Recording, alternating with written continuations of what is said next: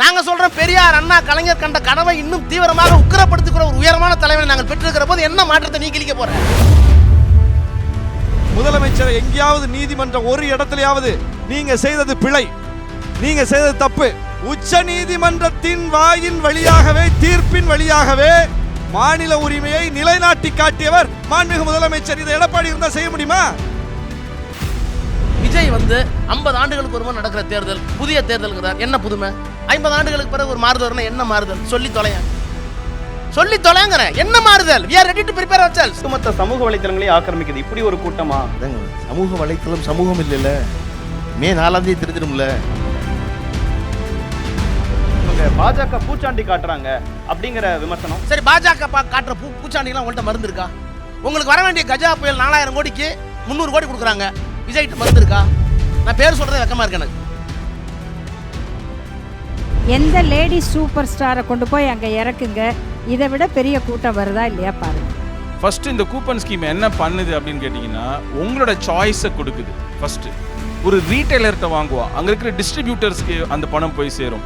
So மொத்த local எக்கானமியும் சர்க்குலராக develop ஆகிறதுக்கு உண்டான மொத்த ஐடியாவும் இந்த 8000 ரூபாய் கூப்பனில் இருக்குது. எங்களை ஆளப்போகிற தலைவர்களுக்கு குறைந்தபட்சம் பிரச்சனைகள் என்ன என்பதாவது தெரிந்து கொள்ளக்கூடிய அறிவாவது வேண்டும். எலெக்ஷனுக்காக தான் அந்த 5000 ரூபாங்கிற விமர்சனமும் சேர்ந்தே தானே வந்து.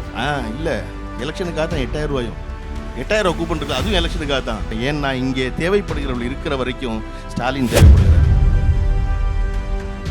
இங்க வக்ஃபு சட்டத்தை எதிர்த்து அன்னைக்கு காலையிலேயே எதிர்த்து தீர்மானம் குடியுரிமை திருத்த சட்டம் எடப்பாடி ஆட்சி காலத்துல ஒன்றியத்துல கொண்டு வரப்பட்டது.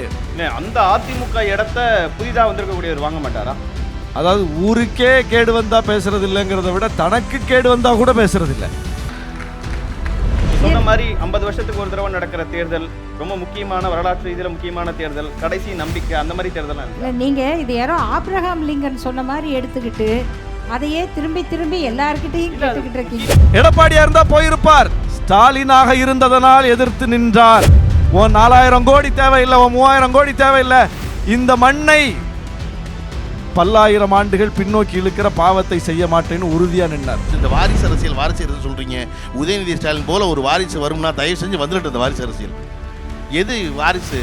எந்த கொள்கையோ அந்த கொள்கையை திருப்பி தூக்கிட்டு வர ஒரு வாரிசு தொடர்ச்சியாக வரும்னா வந்துட்டு போகுது. உங்களுக்கு என்ன கேடு? இப்ப சொல்றேன், இந்த தேர்தலுக்கு பிறகு நாங்கள் out of control to Delhi மட்டுமல்ல, Delhi will be under our control. அதான் இந்த தேர்தல்.